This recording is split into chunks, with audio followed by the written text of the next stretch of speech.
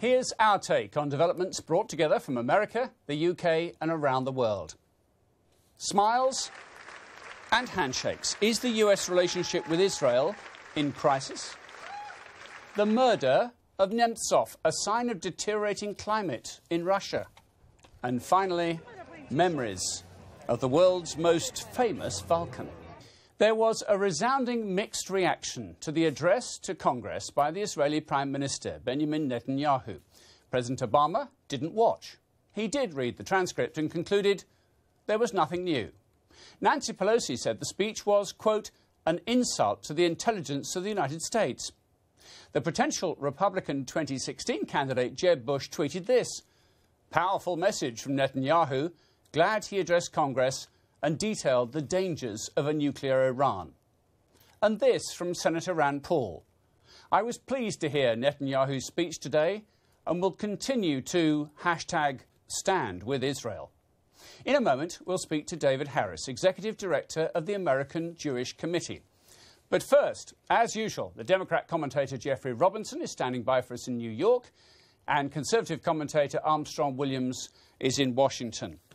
Did you listen to the speech, Jeffrey, or did you just read it?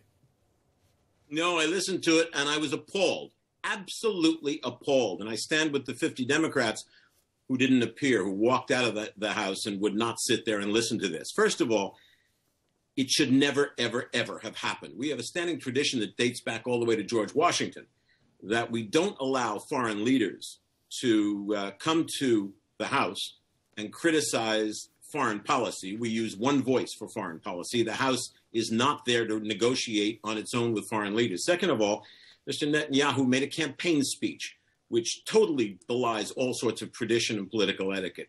He was speaking not only to the Republicans who wanted him to bash the president, he was speaking to a home audience running for re-election. This should never, ever, ever have happened. And I might remind you that Mr. Netanyahu is the Dick Cheney of Israeli politics, and we all know what problems Dick Cheney created for the world. Mr. Netanyahu is a prime minister who never, ever met a war he didn't want the U.S. to fight. Armstrong, did you listen to it? In its entirety. And what did you make of it? You know, I've visited Israel on probably 8 different occasions, and his speech brought about intense emotions with me. You know, the fact is, the Iranian deal, which Kerry is in Switzerland now trying to negotiate, is just not in the best interest of Israel, the Middle East, and in the long run, in the United States. Even Senator Dianne Feinstein, who chairs the committee, said that she was concerned about the 10 years given to Iran and not 15 years. And I felt sad, Martin, for Israel, and that it must face the prospect of this existential danger in the form of a nuclear FANG Islamic theocracy and the Iranian threat to the entire Middle East and the entire world. If we allow ourselves to be short-sighted and ill-advised, it downright threatens our existence. Prime Minister Netanyahu was not here to embarrass the president, to disrespect the president. Our country is a pro-Israel country. We've had a long history, long relationships. And while I agree that the protocol he should have followed, he did not follow, but in desperate situations to make the American public, especially the legislative branch of government, our Congress, realize that they need to get involved in this debate, involved in these negotiations, and that the White House and the administration cannot negotiate this alone. There's too much at stake. Even members of Congress on the other side of the Democratic aisle heard things they never heard before because these talks have been in secrecy. And so while it's easy to lambast Netanyahu, let's not forget, Netanyahu is not our enemy. It's ISIS. It's Iran. And he came to bring that plight and that message to the American people, and he was welcome. And we should have heard what he had to say. Armstrong, hold it there a second. Jeffrey wants to come back in, and I'll give him a chance. But first, let's hear from David Harris, who joins us now from New York. David, this was an unprecedented speech, wasn't it, in its tone and in its opportunity that it actually took place? It was entirely unprecedented. That's correct. I think in American political and diplomatic history, I know of no other similar occasion. I was meeting with the Prime Minister privately in Jerusalem just 17 days ago as he was thinking about coming, and it was clear to me that he felt he had to come. He had no choice. He did not want to politicize this. No, this was not an electoral ploy, as your guest suggested. Rather, he felt that the very existence of Israel hung in the balance, and he felt he had no choice but to come to Washington, even in this unusual circumstance, and make the case of why Israel's very existence hung in the balance here, and therefore his voice needed to be heard. He feared that a bad deal was coming. He had access, he said, to some of the information about the negotiation, and he felt that not only Israel, but the entire Middle East was at risk. And interestingly, I would add, it's noteworthy that a number of Sunni Arab leaders and journalists have also come out of the closet and said, we don't agree with Prime Minister Netanyahu on much, but on the issue of Iran, we completely agree with him. And this, by the way, coincides with the private meetings that we at AJC have had with a number of Arab leaders who have also expressed profound concern both about Iran's role in the region and about where this deal is currently headed. OK, David, but I want to ask you this. Was it un-prime ministerial in the sense he wasn't representing all ranges of opinion within Israel? He was putting his opinion there, and he's Prime Minister of the whole country. Not every Israeli thinks there's an existential threat from Iran, do they? I think that's a distinction without a difference, to be frank. He is the democratically elected leader of a democratic government. He came and he spoke as in the role of Prime Minister. By the way, I would add, just as David Cameron, as Prime Minister, was in Washington recently and also took the unusual step, together with the White House, of calling on a number of legislators and urging them to support. So there are a number of leaders here who are quite involved in this, but no one questions the fact that David Cameron had the right to speak on behalf of the UK, even though he doesn't necessarily represent every political party. Jeffrey is about to burst a blood vessel if I don't let him talk. Jeffrey, you disagree with a lot of what you just heard? All of it. This is all smoke and mirrors. It was a political speech because he's running for election, and the United States government should have absolutely nothing to do with his election. It was a warmongering speech intended to embarrass the president. Israel and the United States is not in crisis. We're in lockstep. We understand, fully understand, that there is a serious threat from Iran. And the president's been working to make sure that they do not get a nuclear weapon. And to criticize the deal when there is no deal, nothing's written down. They're negotiating it. The whole thing was wrong. He should never, ever have been invited. I might say that the comment that David Cameron came to America and solicited legislators, that's fine, but he didn't do it. He didn't criticize the president from the well of the House of Representatives. That's not on. That really is not on. This is a warmongering speech by a man who is in crisis with the president. That's a personal disagreement. But at no point has the United States ever even suggested that Iran is not a threat. It is a threat, and we will always stand by Israel. It's whether or not anybody has any credibility in the Dick Cheney of Israeli politics. But, Jeffrey, if Mr. Netanyahu has a genuine fear that his country is being put in a real and present danger, doesn't he have a duty as a politician to speak out? Absolutely. Let him do it on Meet the Press. He has no place in the House of Representatives. Let him do it on Meet the Press. Let him do it on Sky News. Let him do it on any of the news programs. They would give him 60 minutes. He'd give him an hour. But it's not in the House of Representatives where that should be done. Armstrong, is it the right place for this kind of message?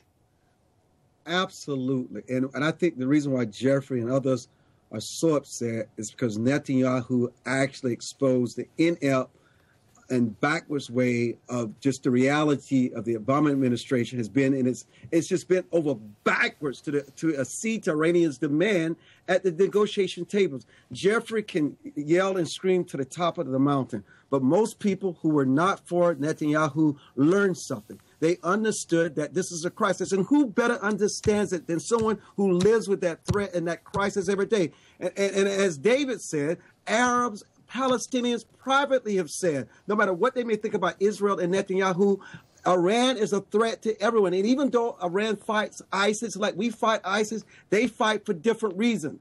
Okay? This is a serious threat. And we keep hearing voices like Jeffrey, who speaks and condemns Netanyahu. Netanyahu is not the issue here. It's the fact that Iran should be stopped from gathering a wind to build nuclear weapons. It's a threat to the world.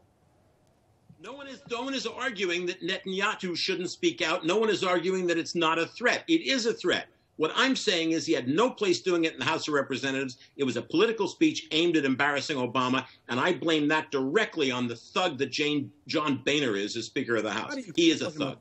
David Harris, let me bring you back in the conversation here. Is this kind of rather shouting diplomacy, because you couldn't get a bigger stage, could you, than Congress?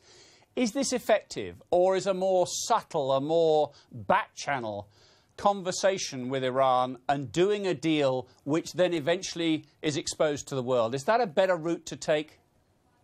Despite what your guest has said, this was not a warmongering speech. To the contrary, Prime Minister Netanyahu went to great lengths to say that he felt a better deal could be achieved. No one wants war. And to simply try and characterize him as the Israeli Dick Cheney, to me, is a bit of a stretch. In fact, the room was filled yesterday with both Democrats and Republicans. Yes, some Democrats regrettably chose not to show up, but 3/4 of the Democrats were there and all the Republicans were there. So there was a bipartisan expression of support for what happened. Again, the Prime Minister felt that this was not about electioneering. This was about a kind of diplomatic Hail Mary that said, my country's very existence is under threat. 70 years after the end of the Holocaust, when people who said they wanted to destroy the Jewish people did what they said, despite the fact that many in the world refused to believe them at the time. David, hold Iran on, Jeffrey. today says we want a world without Israel. Jeffrey? No, David, you're dead wrong. Dead wrong, David. This was not bipartisan support for a warmongering speech and the insult of the president. This was people sitting there listening. That doesn't mean they supported it. Second of all, he never said anything new. There was nothing substantive in his speech except warmongering, a political speech, and insulting the president. He never came up with solutions. He said, well, we have to keep negotiating. That's all he said. We know about the threat. We believe in the threat. We understand the threat.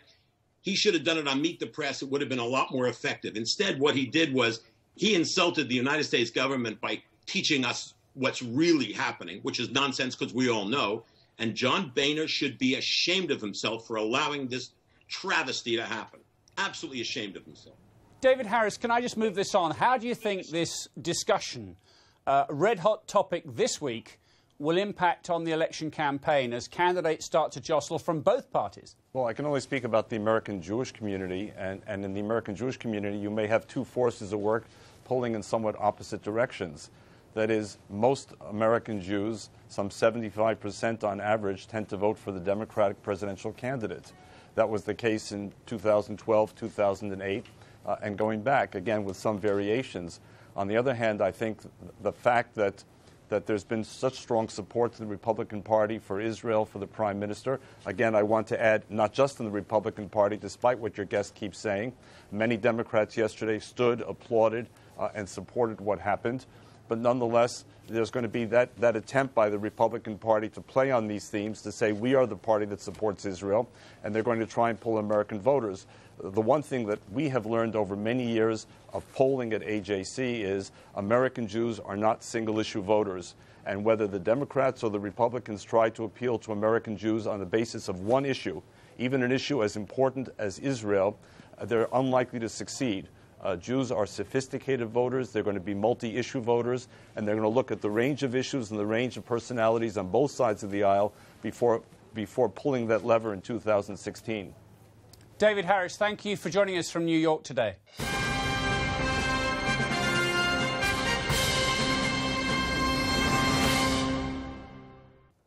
Now, what is the state of Russian opposition now that a leading opponent of Vladimir Putin has been killed? Does the murder on the streets of Moscow mean that the hopes of Boris Nemtsov's supporters may have died with him?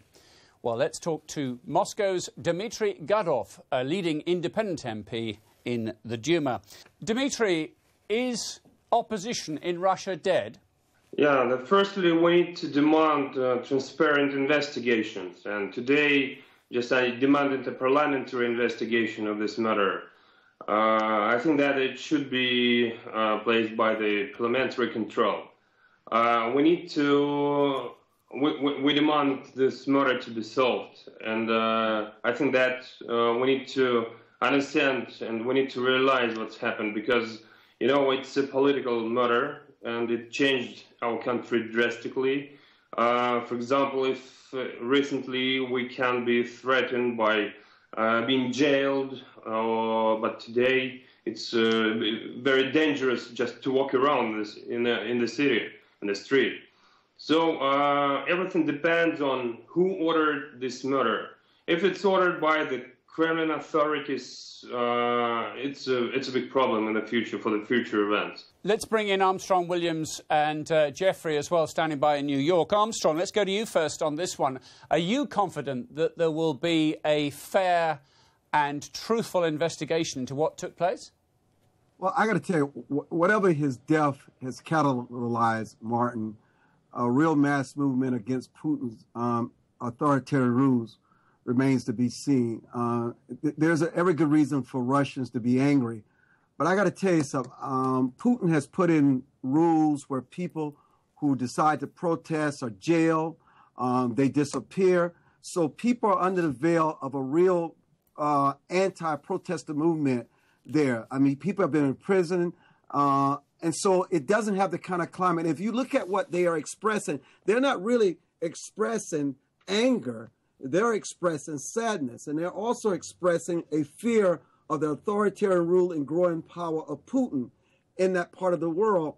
And how this plays out, even our guest is being very careful in his word selection and what he says, and understandably so, because, you know, he risks his life, his well-being, his family. I think if we just listen to the guest and listen to how he expressed himself, they have to be very careful. We're not in that country. We're not in their shoes. There's no doubt in the eyes and the minds of many people that Putin and his cronies were behind this assassination. They can't say that. He was a holdover from Yeltsin cabinet. His authority had drastically declined since Putin came to power. Putin wanted to get rid of him, and he did.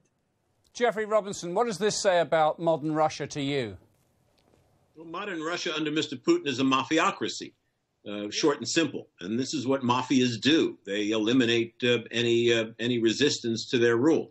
I totally agree with Armstrong. And I think that Dmitry Gudkov is being very brave to appear on the program. And good for you, Dmitry. But this is not the first time this has happened. This has happened in the past. And perhaps Dmitry will address that and talk about some of the other assassinations. I fear that what will happen is they'll come up with some sort of a scapegoat, and they will say it was a love triangle or something like that. But let me say one thing: whatever their excuse is, and whatever the Kremlin puts out as being the reason behind this, the very first thing that any really good criminal investigator does, and the very first thing that any investigative journalist does, is say there is no such thing as coincidence. I guarantee you it is not a coincidence that this man was who he was and that he got into Putin's face and Putin decided, I don't like that. Dmitry Gudkov in Moscow, is it a scary place to be? Do you fear, if not for your life, for your future as a politician? No, of course we experience a feel of concern, threat, and a feel of shock, of course. It's very difficult just to forecast some political future in Russia, because I know it's split elite, because Boris Nemtsov was a part of this elite. He was the deputy prime minister. He was the member of state parliament, and of course everyone is shocked in Russia. I know that many people in Duma, they also feel threatened because, we've been living in the atmosphere of hate because of the propaganda. And this machine of hatred can hit the people who created it. So everyone is shocked. And, of course, there is an understanding that we need to find a way out of this situation. But everything depends on one figure in Russia. So I hope that it never happen again in Russia. And I hope that there are some smart people in the elite, and they will try to influence on Putin just to change policy, because it's impossible. It's very dangerous.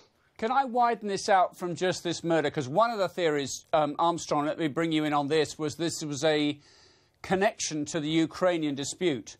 That itself, as we've discussed on this programme before, is a very thorny issue. Some don't like what Mr Putin is doing there.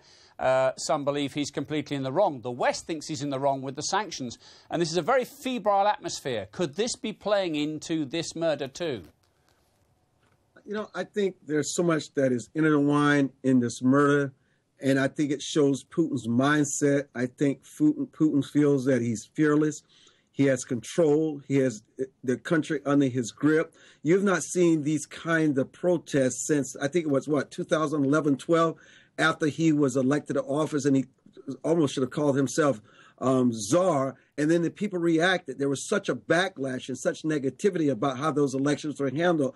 And I think even though that was a protest that got his attention, I think since that day, what Putin has convinced himself of is that nothing like that in his country will ever happen again. And anybody who fuels that kind of speculation to bring about that kind of backlash, he will take them out, he will silence them, he will imprison them. And I think for people, for fear of life and of well-being and of family, I think the atmosphere is that we will go along until we do better. But like Jeffrey said, this is a mafiosis mentality. He has total control, total domination. He has billions of dollars to back it up, and a government surrounding him and in fear not to get in his way. Jeffrey? Yeah, it's a mafiocracy. But I'd like to hear Dmitry Gudkov talk about the other political assassinations, because this is just one in a string of them. Dmitry? Yeah, I think it's one of the string, because just we remember, for example, Politkovskaya. She was the reporter of Novaya Gazeta. It's one of independent newspaper of Russia. I can remember some member of parliament, Starovoytova, Yushchenkov, and this murder haven't been solved. So, but for example, we know just people who killed, for example, Yushchenkov, but we don't know people who ordered. And it's I think that it's, you know, one of the murder in the line of this political assassinations. Dmitry, thank you very much indeed. Dmitry Gudkov, independent MP in the Duma. Thanks for joining us from Moscow.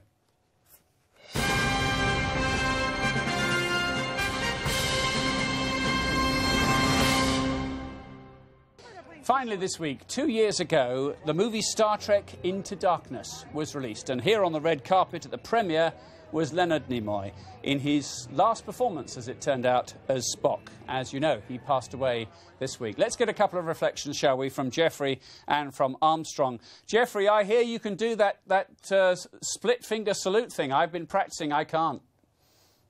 There it is. There it is. Live well and prosper. You're a proper Trekkie. I'll tell you what made him... well, I'm not a Trekkie, but I'll tell you what made Leonard Nimoy absolutely unique in show business. He played the same character for, what are we now talking, 3 generations? In both television and on film.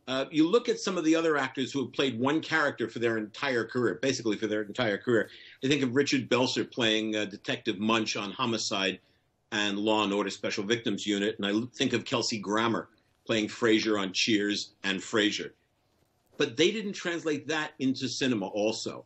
And Leonard Nimoy did. So besides being a much-loved character who had a great influence on several generations, he also goes down as maybe the only actor to have ever played one character for his entire career in both television and film. And that's worth a salute. It sure is. Armstrong... In a sense, it could have been a really difficult role to get right, wasn't it? That rather deadpan, that logical way of thinking. Great writing, but he really brought the part to life. Oh, yeah, he brought it to life. I mean, look, he unleashed his own take trend. The spiky, pointed ears, the flat hairline. And you know, he was just a character of our times. But, you know, I tell you what's interesting. You say there's nothing bad, and I'm not going to say anything bad about him. But I will tell you, as someone who's really likes photography and paintings, I actually followed much of his, which is so underreported, his photography career.